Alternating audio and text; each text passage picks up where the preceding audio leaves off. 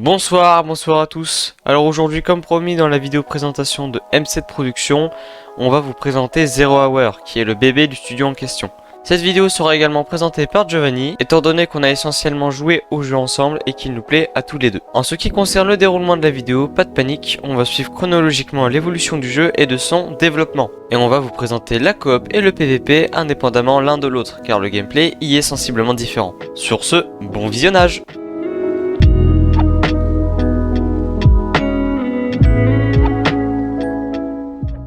Eh bien bonjour à tous, nous allons à présent parler du mode coop de Zero Hour. Eh bien le mode coop est un mode de jeu permettant d'effectuer des opérations importantes, en solo ou avec une équipe de 5 joueurs minimum, afin d'acquérir l'expérience d'une unité SWAT. Si je dis cela, c'est tout simplement car les développeurs cherchent à rendre l'expérience du jeu quasi réaliste, car Zero Hour est avant tout un jeu de type simulation réaliste, notamment avec une expérience coop et d'équipe contre équipe très ancrée dans des lieux à échelle réelle, et une gestion des ressources avancée, comme la carte du jeu qui donne une vue d'ensemble et entière de la map, permettant de se retrouver précisément et d'établir des stratégies plus importantes, avec une modélisation 3D de celle-ci, ainsi que des outils de marquage, comme des checkmarks différents, ou un moyen de dessiner sur celle-ci.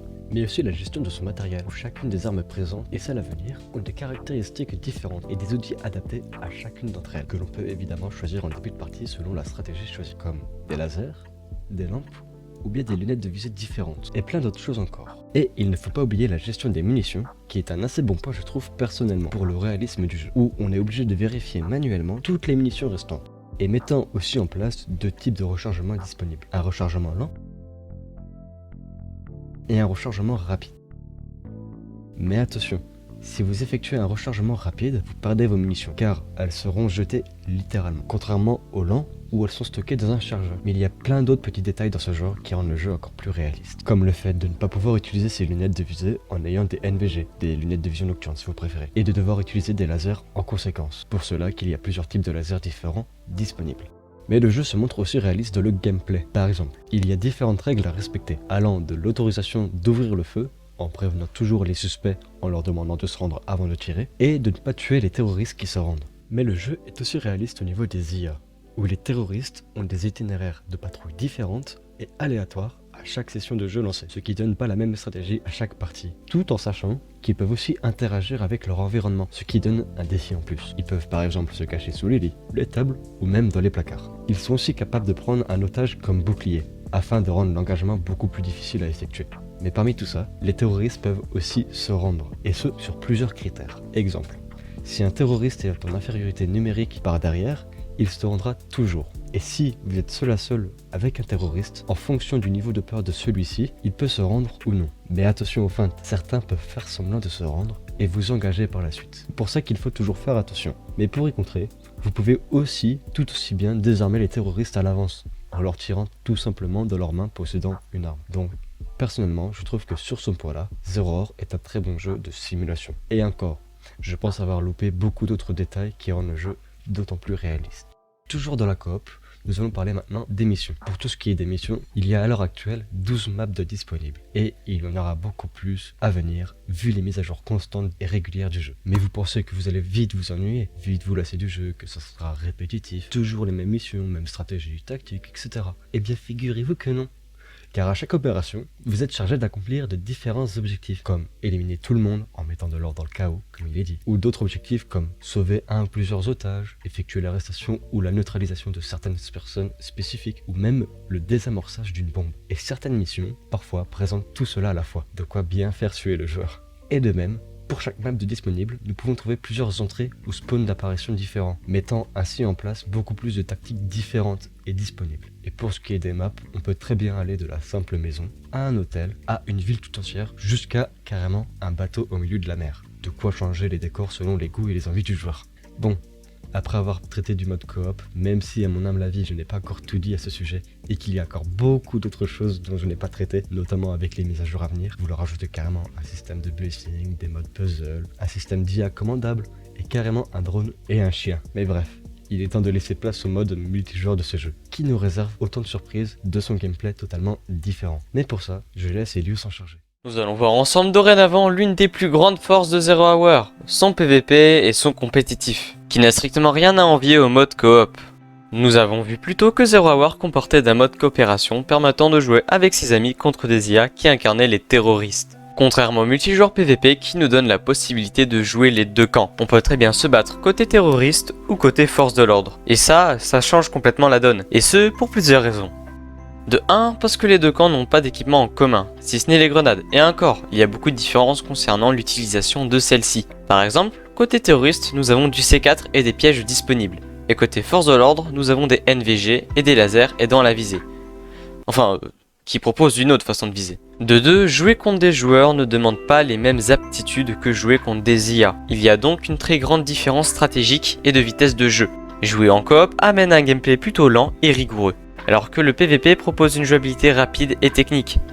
De 3, parce que les deux camps n'ont tout simplement pas les mêmes objectifs. Côté force de l'ordre, vous serez obligatoirement attaquant, votre objectif sera donc de désamorcer une bombe ou de sécuriser un otage avant un temps imparti, qui, croyez-moi, est assez rude. Et côté défenseur, votre objectif sera de buter tout le monde. Bah, c'est réaliste, hein. Et de 4, les défenseurs spawnent directement à l'intérieur du bâtiment, contrairement aux attaquants qui, eux, spawnent à l'extérieur sur différents points clés. Alors ça paraît con comme ça, hein, mais je vous jure que ça change beaucoup de choses, surtout côté stratégie.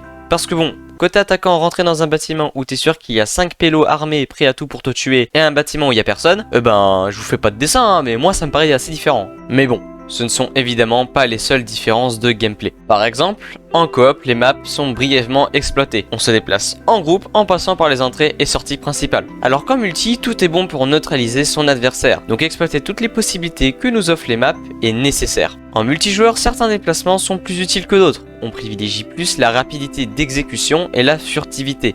On préfère également un bon rapport balle tirée nombre de victimes. Et c'est pour cette raison que beaucoup d'armes appréciées en coopération sont malheureusement négligées en situation de PVP. Je pense notamment à la Rattler, la MAC-10 et le FN.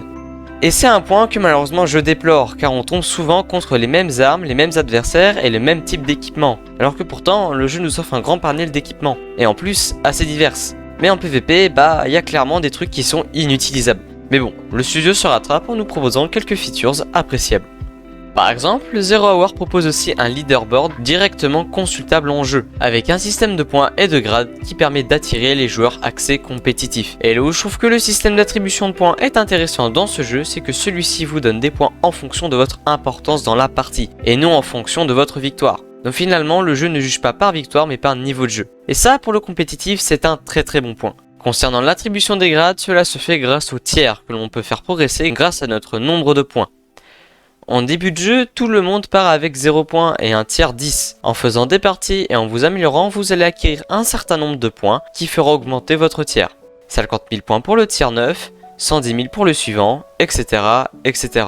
Ce système est plus qu'efficace car il pousse les joueurs à jouer compétitif. De plus, le jeu est assez exigeant en termes de compétences FPS ou de compétences stratégiques, et le système de points en est un parfait reflet. Et pour preuve, seulement 2,6% des joueurs ont réussi à atteindre le tiers 9, et 1,1% pour le tiers suivant. En termes de compétitivité, c'est très intéressant, car le jeu nous met réellement au défi, contrairement aux jeux plus arcade où devenir bon n'est qu'une question de temps de jeu. De plus, en vue de la difficulté du système de points, les grades que celle-ci nous donne sont très représentatifs du réel niveau du joueur, contrairement à d'autres jeux qui se veulent compétitifs mais dont les grades se basent sur le temps de jeu.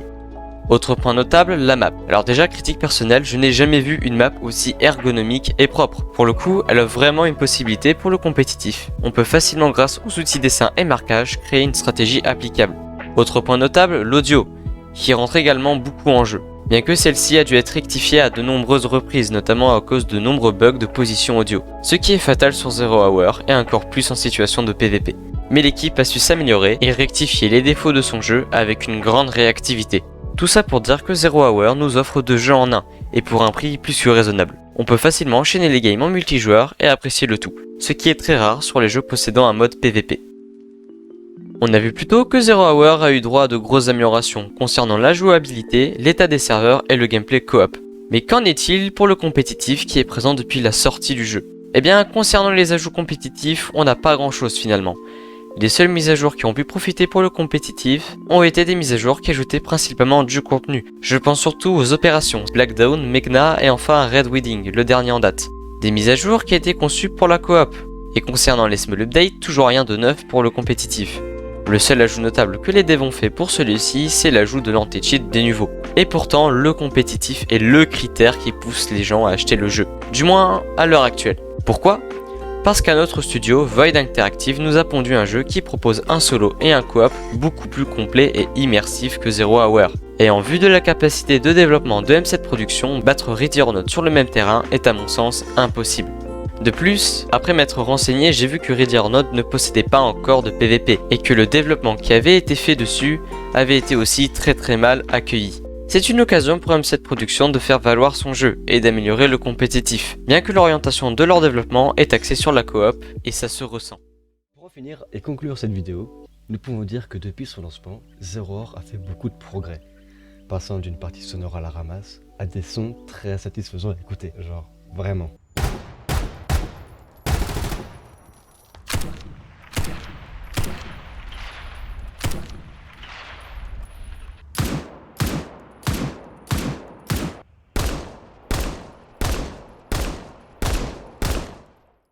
Et que malgré les IA sponsorisés par Bonduel, car oui, à certains moments les IA sont complètement éclatés, le jeu reste dans un bon ensemble agréable et difficile à jouer.